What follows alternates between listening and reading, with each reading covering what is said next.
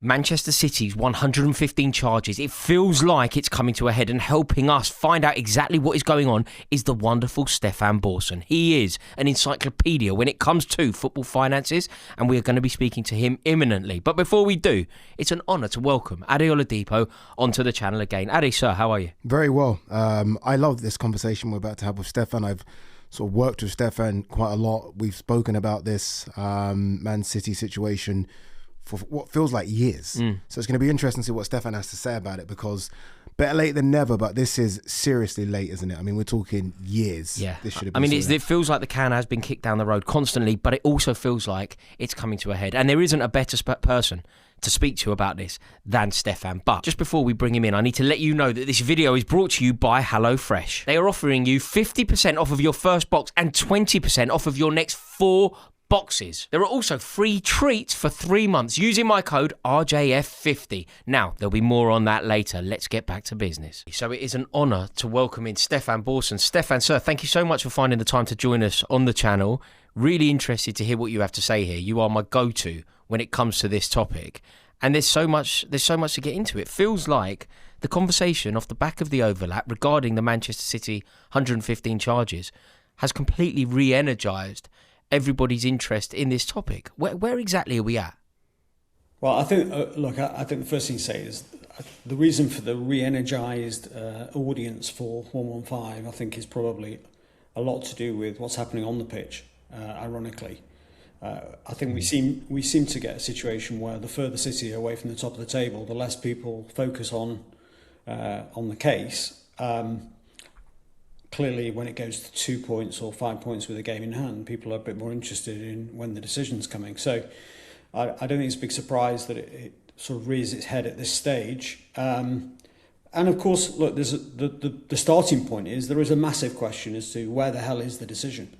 I mean, we are now 15 months from the end of the hearing. Yes, it's complicated. You know, I've talked at length with yourself, with Ade, you know, more generally in the outside world about the complexity here and the seriousness of the allegations and the consequences. But even so, it's 15 months now. I mean, we need a decision urgently for everybody involved, from the Premier League to the club, to the fans, to the employees. Stefan, I remember, as you said, me and you spoke, we were on Talk Sport together, which would have been 4 or 5 months ago at least. And the conversation around them was that we could have a decision, not imminently, but something's coming. And the doors almost seem as though they've been shut since then, and nothing until, again, this conversation, or at least this topic was brought up on the overlap. How far, again, you've covered this, you are the man when it comes to, I like the way we call it 115 now, or 115. How far are we realistically, removing the noise of fans and supporters of other clubs, how far realistically are we away from a final decision on this? Or is this something that you feel will go and be ongoing for what it's been like now, which is, what, 3 or 4 years? Yeah, look, I mean, so first of all, I did say, I think probably on the part where we discussed it last time in the summer, I will have said imminent, because that's the information that I was getting from the parties, that they both expected the decision to be coming imminently from the summer. Now, clearly, that expectation has not turned out to be correct. We did also proviso it with the fact that nobody had a clear understanding of exactly when it was coming. We did also know that there was no set timetable, so I think that's mistake number one in this whole process, is that there wasn't a strict timetable by which the panel and the independent commission were asked for the decision on this part, and I'll come on to what that means, for the decision to come out. They appear to have been given a complete blank piece of paper as to when they are going to put together their decision. As I've said before, despite everything, despite the complexity, 15 months is still ample time on any basis for that to come out. But where are we in the grand scheme of things? Well, we're not in a very good position, because the incredible thing here, the thing that's missed by most people still, even though we've talked about it a number of times, is that we understand from a number of sources that this first part is only what's known as liability, i.e. the question of whether Manchester City have or have not breached any of these rules.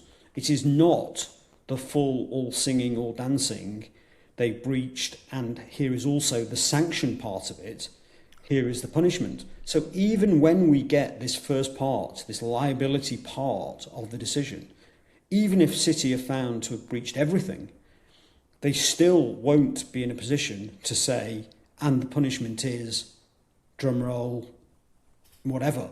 We will then go through another process, effectively, where all the lawyers will then have to go back into a hearing. They'll have to have digested the, let's say, 400-500 pages of the decision, and they'll have to put forward the case as to what the punishment should be. And the parties will argue between the punishment that's appropriate for the things that City are found liable for, and then on top of that, the mitigating factors and the aggravating factors that play into what the appropriate sanction might be. Now, I think it could take months just to get the hearing around a sanction. So we are probably in a situation where if this really is just going to be liability only, i.e. did Manchester City do it or not, if that's what this decision, this part is, we'll then have a period of, let's say, 2 to 3 months hiatus between that decision being given to the parties and the second part of the hearing, i.e. the sanction part. That then is going to last for at least another 2 weeks, maybe 3 weeks. And we're then going to go through another process of waiting for the decision. And by the way, it's not a quick process even after that part, because we've not even spoken about appeals. And if you look even on a case like the current Chelsea one with the FA, where Chelsea admit 74 breaches are going back historically. Again, Rory, we've spoken about these a number of times before. Even in the Chelsea situation, that hearing was held, I think, for 2 weeks in November. Well, we're now in March almost, and that was only about sanction. That wasn't about whether they did it or not, because as we understand it, Chelsea have admitted it. So even in that scenario, there's been a 3-month delay from the end of the hearing to finding out what the decision is in terms of the punishment. So we're miles away from finding out where this ends. And that's even without appeals. And the appeals process in itself is going to be lengthy, and it's going to take a lot of time in terms of going from the hearing again to the decision. Do you know what? I just need to tell the viewers about the Kings at HelloFresh. Now, as you know, I have 2 children. My life is so hectic. Doing a food shop is basically impossible. Trying to work out every single meal, what you're going to eat each mealtime, it really does become a chore. Trying to work out how much each meal is going to cost, it really does weigh on your mind. So instead of doing that, I am using HelloFresh, and I suggest you do too. That's it. I go on there, I plan my meals once a month, and there is no more stress. No more rushing around the supermarket, trying to get to the supermarket between work and school pickups and whatever else is going on. All I have to do is go on my HelloFresh app, and it's all sorted. I just tell HelloFresh what I'm after, how many portions I want, and bang, it's done. Everything I need just lands on my doorstep once a week. Now, I've told you before that I'm often flitting about London's fashionable West End. I'm at TalkSport, I'm going to do the club. It is constantly something going on, but there is this amazing feature with HelloFresh. I can easily just change delivery days if I'm not going to be at home. It really is so easy to use that even I can do it. Trust me, I cannot recommend this enough. And they've been kind enough to give me an offer that is exclusively for you. It's 50% off of your first box. It's then 20% off of your next 4 boxes. And after that, it's free treats for 3 months. Oh, some deal that, eh? Just go to hellofresh.co.uk and use my code RJF50 at the checkout. That's RJF50 when you get to the checkout. I'll put a link in the description for you so that you can get there easily, or you could just scan the QR code that's on screen now. Absolute life changer. Plenty of meals to choose from, so much variety, and you can tailor the recipes to your specific needs. Maybe you want protein-rich meals. Maybe you're counting the calories. Maybe you want something that is just nice, quick, and easy. They give you all of the options that I just said, and they give you so much more as well. So, just a reminder, that's 50% off of your first box, 20% off of your next 4 boxes, and then it's free treats for 3 months. Go to hellofresh.co.uk and use my code, or just scan the QR code that's on screen now. And a huge thank you to you for watching, but also to HelloFresh for making my life so much easier. Can I ask, do you think that there's 2 reasons why things can take this long? It's because somebody is being incredibly meticulous and doing their job to a level of scrutiny that is top tier, or it's because people are not doing that, and ultimately it's taking this long because people are not doing what they should do. Do you think that this is because people are being very fastidious and people are desperate to get to the right conclusion, or is this just a shambles?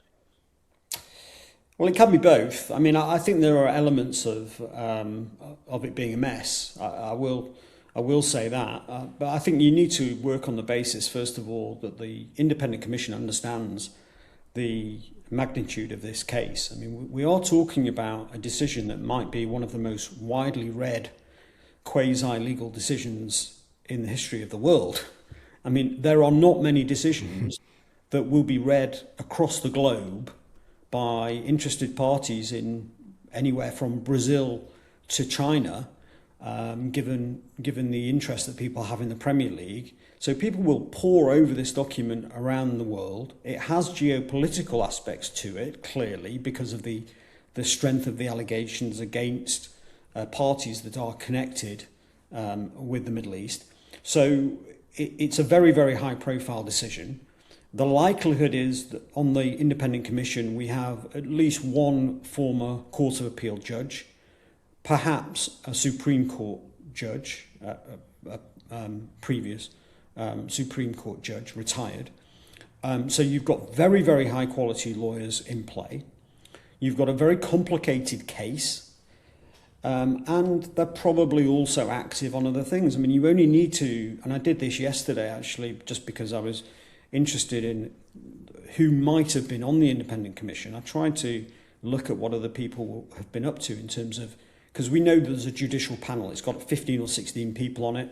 That's the long list of who might have been on the independent commission. I was just looking at what some of the individuals do on a day-to-day basis, aside from doing sports, mediation on arbitration and disciplinaries, which is what this is.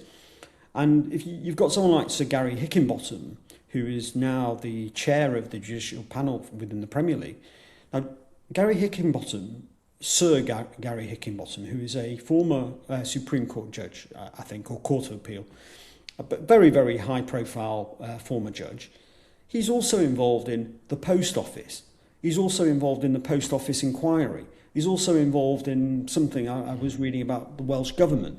You know, these are people who have got a lot of responsibilities, are involved in a lot of these sorts of worlds, and therefore, whilst they're giving a lot of attention to the case, whilst they want to make sure that it's absolutely as perfect as it can be, and as appeal-proof as it can be, i.e. what they don't want to do is put something forward that goes to appeal and is then overturned, because then they look stupid, and they look like they've wasted the process that's already cost the best part of probably on each side, maybe 40 million quid on each side.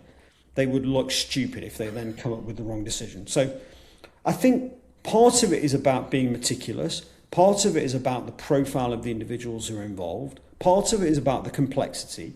But even taking all of that as a given, 15 months is enough. I mean, it's just enough.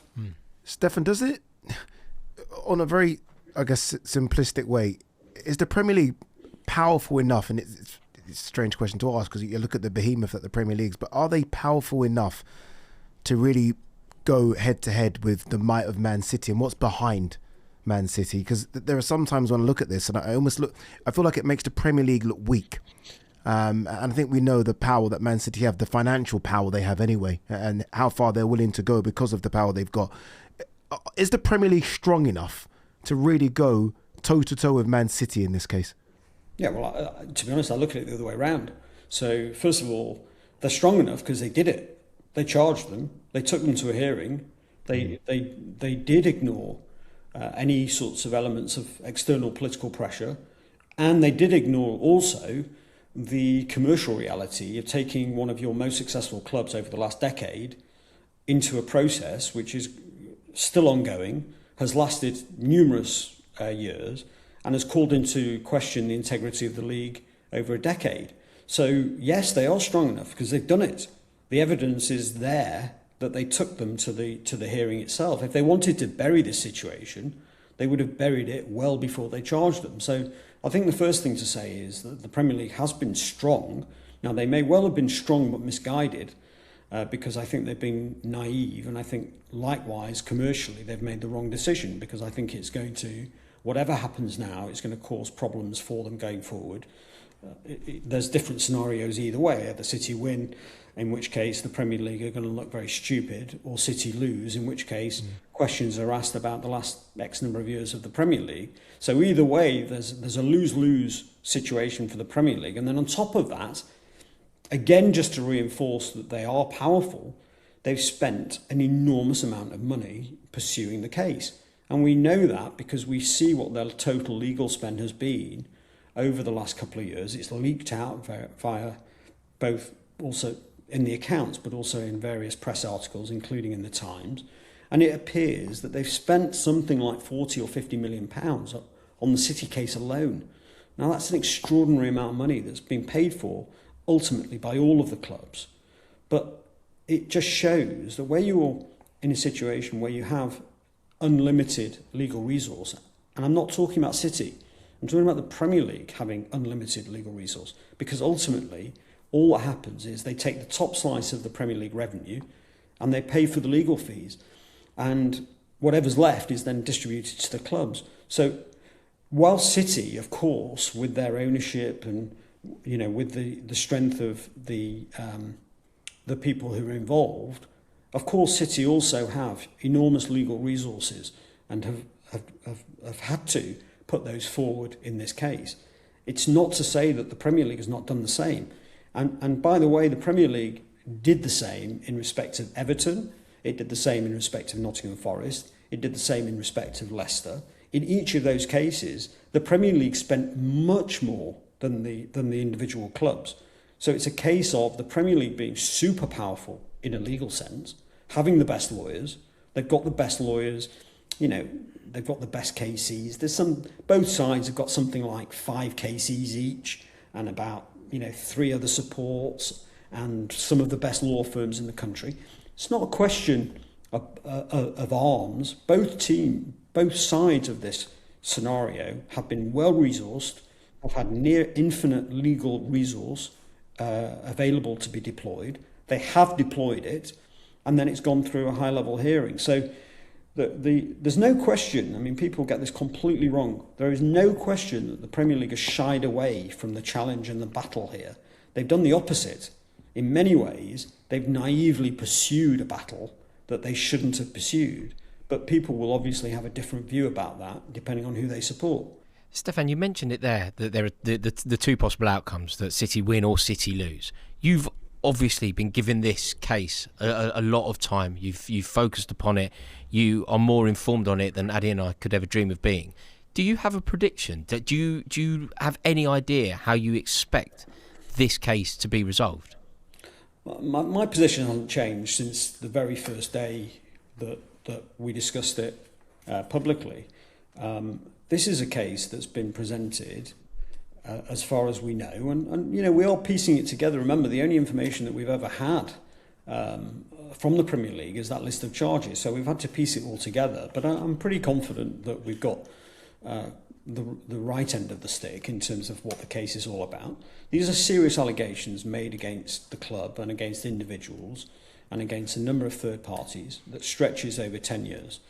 Now, I find it very hard to believe that the alleged conspiracy, the misleading of auditors, the false accounting, and everything else that goes with that, in terms of all the people that have to be coordinated to conspire to keep this all in a nice closed circuit and to continue to get the auditors to sign off the accounts and to respond back to auditor inquiries about, can you explain this and this to us because this allegation has been raised. I find it very hard to believe that conspiracy has gone on. However, clearly the Premier League will believe that they can win the case, and clearly if the conspiracy as alleged has gone on, City can expect severe punishment. So I think it's unlikely that it can be proved. I think it's unlikely that the sorts of individuals who are involved here carried out the acts as alleged, as far as we can tell what they are. But of course, there is a possibility that City lose on material things. And in that scenario, the punishment will be very, very severe. Okay, let's get to that. What's best case scenario here for the Premier League? Best case scenario for Man City is that they win and the charges go away and they still remain one of the top dogs, not just in the Premier League, but in Europe. Best case scenario for the Premier League, surely it can't be that one of their powerhouses, you know, in terms of numbers, in terms of viewership, Man City now are that. Surely it can't be that they are relegated to the Championship or League One, because ultimately City are now one of the jewels in the crown of the Premier League, right alongside Man United, Chelsea, Liverpool, Arsenal. Man City have become so big over the last few years that it's not a case of deducting points like they did with Forest and to a lesser extent Leicester, because they are small fish in the Premier League. Man City are now very much one of the big fish. Yeah, look, it's an enormous problem, and that's why in many ways there's no win for the Premier League. If they, and ironically, in one reading of it, the best case scenario for the Premier League is to lose heavily, so that the integrity of the competition is maintained. That the worst that happens to the Premier League is that some senior individuals have to fall on their sword, and that they have to pay Manchester City, let's say 70-80% of their legal fees, and everybody carries on like nothing ever happened. And that's the dangerous situation that the Premier League find themselves in, because as you say, in a scenario where it's the other way around and all of this is proven against Manchester City, or let's say materially proven or part proven, then there's very difficult situations coming for the Premier League, both in terms of what happens next, i.e. what does that punishment look like? How does that punishment work? Of course, the Premier League won't be the arbiter of that, because that will be for a panel to decide. You've then got the complexity and the disruption of an appeal process happening whilst the allegation has been sustained in the first hearing. What does that do to the integrity of the league, even during that part of the process, and to Manchester City's kind of position? What does it mean for the whole league in terms of what has the product been over the last 10 years if we discover certain things that we probably wouldn't want to know? Certainly if you're a City fan, you wouldn't want to know. So there are all sorts of very difficult situations that would flow from a Premier League victory in the sense of winning the case. And at the moment, I don't really think that they can properly game that out. I think it will be something that they will have thought about a lot. I suspect if it's consistent with what's happened so far, and this applies, I think, to a number of the other cases, I would expect them to be slightly naive about what's coming if they were to be successful in the case, because I think it's going to be a very, very difficult situation for them, even in that best case scenario where they win. Now, if they lose and Manchester City defend themselves completely, including or not including the cooperation, I actually think life is a little bit simpler, because, as I say, certain people will probably have to resign. Their credibility will be shot as leaders of the Premier League and of the processes that got us into this position. They'll have a difficult decision about appeal. So do they continue with this situation even if the first hearing has dismissed the charges? Or so do they carry on and continue to double down and create themselves potential for more damage? Now, they have kind of done that in both Leicester cases, so it's not without precedent that the Premier League may seek to appeal. I think it would be a mistake if that happens. But it wouldn't surprise me if they did it, because I think one thing that you end up with, and this will apply equally on the City side as well, one thing you end up with in these sorts of scenarios is people get quite defensive about the decision. They will no doubt disagree with the outcome. Well, that's just natural. I've been there myself. I've lost cases and disagreed and still disagree vehemently with the decision that was made by the court. So they get defensive.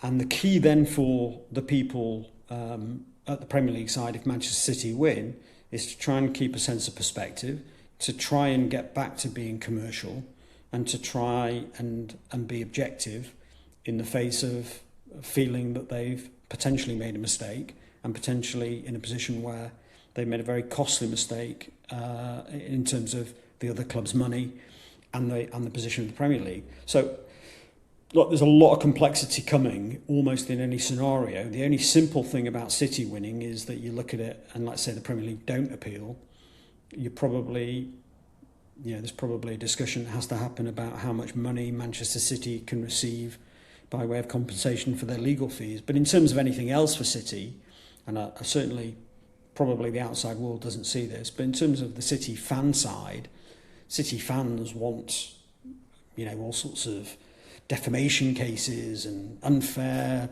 prosecutions of all sorts of people if City were to be successful. None of that's going to happen. The reality is, if City win, the best that they're going for is for the thing to be put to bed once and for all, and to get hold of as high a percentage of their sunk legal costs as possible. Well, I mean, I think that everybody will be open to that. A conclusion is now what is needed, isn't it? Like, it has just dragged on for so long. Just before we were going to speak to you, Stefan, Addy and I were doing a little bit of research. We found an article dated October 2024 in the Telegraph that said we're expecting an imminent resolution to this tale. Yeah, so it really does feel like it's dragged. Look, but you have to remember. So two things. First of all, I wrote a piece in the Mail on Sunday in August of 2021. Right, warning. I think the title of the piece is something about how, if it's not resolved by negotiation before the charge decision, i.e. before it was too late, you can expect years and years of glacial legal process, because that's just how it works. And sure enough, I think everything that I wrote many, many years ago now has been borne out. So that's the first thing. Second thing is, none of the analysis that happened last year about likely timescales, and there wasn't just the Telegraph, a number of articles were written that said that the decision could come in early 2025 after the hearing. It was never going to come at that stage. The earliest possible window was from the spring of 2025. It became more likely, and in my opinion, should have been mandated to come in the summer of 2025, so that at least we could have a situation where this hits in the summer, in the close window, as opposed to what we've now got, which is a real risk of this happening now, given that we're now beginning of March.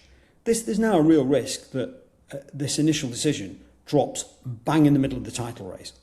It's a ridiculous situation, right? I mean, It's nothing to do with it, even if you were City's biggest enemy. The idea that it's fair on the employees of Manchester City and the players of Manchester City in 2026 to have to deal with that distraction and that issue in the middle of a title race about matters that predated them by almost a decade is ridiculous. So they've created a very, very difficult and complicated situation. Clearly nobody knows when the decision is coming. All bets are off. Once we got through December, once we got through into 2026 in terms of the sort of when is it coming, all bets were off in terms of when it could come. It could come tomorrow, or it could come anytime. It could come in the summer, it could come tomorrow, right? That's the reality. Even the parties now have got no clue whether this is imminent or whether it's coming in 6 months' time. Stefan, final one for me. We have seen clubs at the time bigger than Man City, different scenarios, different situations get relegated. I think of Rangers, I think of Juventus in Serie A. Is there is there a situation, I know it seems almost unlikely now, where we are seeing Man City relegated, and we've seen people on Twitter, rival fans, say, okay, that means 2 trophies go to Klopp, 1 goes to Arteta, 1 goes to Chelsea. I mean, is that just Twitter talk? I mean, is that at all realistic? I don't think it's really. Well, look, the relegation part, I think, in the event that all of this stuff goes against City, in some way, if everything went against City, in some way, whether it's by point deduction, whether it's by recommendation to the Premier League board to relegate them or expel them or whatever, in some way, and by the way, the rules are drafted such that they're very, very open-ended in terms of the punishment that the independent commission can issue. In some way, Manchester City will not be in the Premier League if everything goes against them, in my opinion. So you can call it relegation, you can call it expulsion, you can call it relegation by the deduction of 60, 90, 100 points. It doesn't matter. Well, it'll obviously matter for City, but it doesn't matter how you frame it. In my view, if City lose on everything, they'll be out of the Premier League. In terms of what happens to historic trophies, first thing to remember is these are allegations that predate 2018. So any of the conversations about stuff that happened pre-2018, I don't think have legs at all. The stuff pre-2018, well, there'll be the usual clamour. I mean, yes, of course, fans of other teams, players of other teams perhaps, managers of other teams, people who are entitled to bonuses from other teams for certain achievements. Yeah. All of those people, I'm sure, will make... Sunderland have won the League Cup. Well, there's lots of... I said this again, I think we talked about it before, but if you were to go through and work out how many clubs might have been affected in the counterfactual that Manchester City did not win a given trophy or did not finish in a given position, well, it's probably 50 teams, because it's certainly every team that's been in the Premier League at some point over that period, right? So that's probably, let's say, 35 teams. Then you've got everybody that lost maybe a cup final or a cup semi-final against them. There's a whole load of things. Now, you have a concept around causation, i.e. did these breaches cause any of those things to go in a different direction? But the reality is a lot of clubs will have an argument, I'm not saying it's going to be a successful argument, will have an argument that they have been affected in the situation everything is proven against Manchester City. So yes, there are potential consequences. I suspect none of it will happen. I suspect there'll be no trophies are removed, and if they are removed, then they'll be vacated as opposed to handed over to the team in second place. But there's a very real issue from a compensation perspective, again, and it's a massive if everything went against City, because of course lots of clubs are going to cause a problem and are going to suggest that they have been disadvantaged by what's gone on. Of course they are. Why wouldn't they? If you owned one of those clubs, or if you were one of those players, or if you were one of those managers that had missed out on maybe a £2 million bonus, of course you're going to have a crack at it. Of course you're going to want to have that conversation with a lawyer just to say, should I be entitled to this £2 million? Of course you are. Yeah, it's wild. Stefan, thank you so much for helping us shed some light on that. Please do come back. When we have a resolution one way or the other, we're really going to need your insight. I'll start my own channel, I think, on that day. Yeah. That's a good idea. We should talk about that as well. Thanks, Stefan. Stefan, thank you so much for finding the time. We really do appreciate it. See you later. Fascinating stuff, eh? Yeah, what was interesting? I think that the biggest point I took away from him was that the Premier League, it would be better for all if they lose. It almost sounded like he was saying it would be better for everyone if the Premier League lose, because the ramifications... That makes complete sense to me, though. Yeah, I get it as well. Because the integrity of the league is then still standing. It's ruined. It's completely ruined. If they lose, if the Premier League lose, that basically means Man City win. Fine. That means Man City did nothing wrong. It was okay. It means all of the titles stand. It means all of the silverware stands. It means that the integrity of the competition throughout that period is secure. Yeah, and then you've got the integrity, and what Stefan said there about the compensation. Everyone will be knocking on the door, right? Why wouldn't you? But then you've got, and this is the point I was trying to make, Man City are so big now. I mean, we like to look at them still as a club that maybe doesn't have the following of Chelsea, Liverpool, Arsenal, Man United, but they're a massive club now in certain regions of the world. Like you will be taking viewership, like the viewership numbers for Man City, Liverpool are through the roof. So you lose that all of a sudden. You lose a behemoth from the Premier League as well. So there's a lot that what goes do you into think? this. Like Stefan basically said there that it's very unlikely that anyone will be awarded any silverware. If you finish second in the league, if you're Sunderland and you finish second in the League Cup final in 2014, it's not going to be yours. Yeah. As a fan of Liverpool, do you want those league titles or do you kind of concede that they're not yours? Not ours. You lost on the pitch. Lost on the pitch. You know, we don't like to get into the financials, do we? We could start doing that, but ultimately we like to see what we saw. And we saw two clubs go toe-to-toe, two managers, two sets of players or two sets of teams, and they beat us fair and square on the pitch. That's the way I like to look at it. And I don't think... I almost feel like Jurgen Klopp's the type of manager that wouldn't even want that trophy. They'd almost turn it away. You know, with Mourinho, when he got the medal, and he just gave away the fan, losers' medal. Yeah. I think Klopp would do that, the same thing. Yeah, I agree. Yeah. Mate, we just need a resolution, don't we? And when we get it, we've got to get Stefan back on. Oh, he's fantastic. Absolutely. Honestly, I feel like he's studied this like a university Yeah, he does. degree. Just has such a command of it. No, nobody rivals him, I don't think. Absolutely not. Perfect man to talk Absolutely to. not. Thank you to everybody for watching this video. We really do appreciate it. Let us know your thoughts in the comment section below. Fascinating topic, a topic that evokes a lot of opinion. So please tell us how you feel about it. If you've enjoyed the video, why not click subscribe? Make sure that you check out Adi Oladipo's YouTube channel as well. And of course, a huge thank you to HelloFresh for sponsoring this video.